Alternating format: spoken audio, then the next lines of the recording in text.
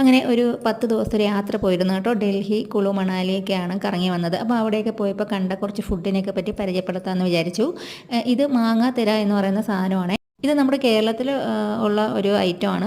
പക്ഷേ തിരുവനന്തപുരം നമ്മുടെ കേരളത്തിലെ സൗത്ത് ഭാഗങ്ങളിലൊന്നും ഈ ഐറ്റം കിട്ടാറില്ല കേട്ടോ. അപ്പം ഇതിങ്ങനെ യൂട്യൂബിൽ ഒരുപാട് പേര് ഈ മാങ്ങാത്തിരയെ പറ്റിയും ഇത് ഉണ്ടാക്കുന്നതിൻ്റെയൊക്കെ റെസിപ്പി ഇട്ടിട്ടുണ്ടായിരുന്നു. അപ്പോൾ ഇത് കഴിക്കണമെന്ന് ഭയങ്കര ആഗ്രഹം ഉണ്ടായിരുന്നു കേട്ടോ. പക്ഷേ ഞങ്ങൾക്ക് ഇവിടങ്ങളിൽ അവൈലബിൾ അല്ലാത്തതുകൊണ്ട് അത് കിട്ടിയിട്ടുണ്ടായിരുന്നില്ല. അങ്ങനെ ഇത് കഴിക്കാൻ എനിക്ക് ഭാഗ്യം കിട്ടിയത് കുളു മണാലിയിൽ പോയപ്പോഴാണ് കേട്ടോ. അവിടെ വൈഷ്ണവോ ദേവി ക്ഷേത്രത്തിൽ ചെന്നപ്പോൾ അവിടുത്തെ ഔട്ട്ലെറ്റിൽ വിൽക്കാനുണ്ടായിരുന്നു ഇത്. അങ്ങനെ ഇത് ഒരെണ്ണം വാങ്ങിയിട്ടുണ്ടായിരുന്നു. ഒരു 4-5 ഉള്ളൊരു പാക്കറ്റിന് 100 രൂപയാണ്. സാധാരണ മാങ്ങ പൾപ്പാക്കിയിട്ട് കുറുക്കി എടുത്തിട്ട് വെയിലത്ത് വെച്ച് ഉണക്കിയെടുക്കുന്ന ഒരു ഐറ്റമാണ് കേട്ടോ.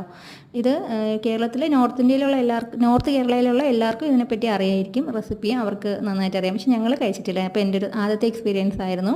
ഇതൊരു ഐറ്റമാണ് കേട്ടോ. ഇത് നമ്മുടെ തന്നെ ഒരു ഐറ്റമാണ്. പക്ഷെ അവിടെ പോയി കഴിക്കാൻ പറ്റി. ഇനി ഇതെന്ന് പറയുന്നത് സിദ്ധു എന്ന് പറയുന്ന ഒരു ലോക്കൽ ഫുഡാണ് കേട്ടോ. കുളുവില അവിടെ മിക്കവാറും വീടുകളിലൊക്കെ ഉണ്ടാക്കി കഴിക്കുന്ന ഒരു ഐറ്റമാണ്. ഇതിൻ്റെ ഒരു പീസ് കൊണ്ട് ഞാൻ കഴിച്ചിട്ടാണ് കേട്ടോ വീഡിയോ എടുത്തത്.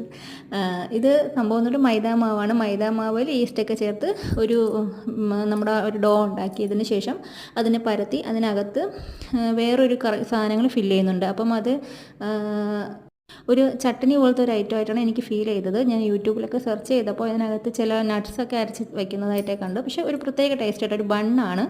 അത് ചട്നിയുടെ കൂടെയും കഴിക്കാൻ പറ്റും. ഇത് ഒരു ക്ഷേത്രത്തിൽ നിന്ന് കിട്ടിയ അന്നദാനത്തിന് കിട്ടിയ ഒരു ഐറ്റമാണ് ഇപ്പോൾ പ്ലേറ്റിൽ കണ്ടത്.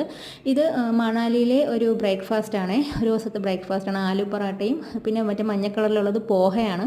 പോഹ എന്ന് പറയുന്നത് അവിൽ കൊണ്ടുണ്ടാക്കുന്ന ഒരു വിഭവമാണ് കേട്ടോ. ഉപ്പുമാവാണ്. പക്ഷെ നല്ല ടേസ്റ്റ് ഉണ്ടായിരുന്നു. ഇത് ഞാൻ ട്രെയിനിൽ വെച്ച് ഓർഡർ ചെയ്ത സൊമാറ്റോ വഴി ഓർഡർ ചെയ്ത ഒരു ആലു പൊറാട്ടയുടെ സെറ്റാണ്. ഇത് നല്ല ടേസ്റ്റ് ഉണ്ടായിരുന്നു. ഇത് ട്രെയിനിൽ തന്നെ ഒരു താലി മീൽസ് ഓർഡർ ചെയ്തിട്ടുണ്ടായിരുന്നു. ഇതും അത്യാവശ്യം കുഴപ്പമില്ല.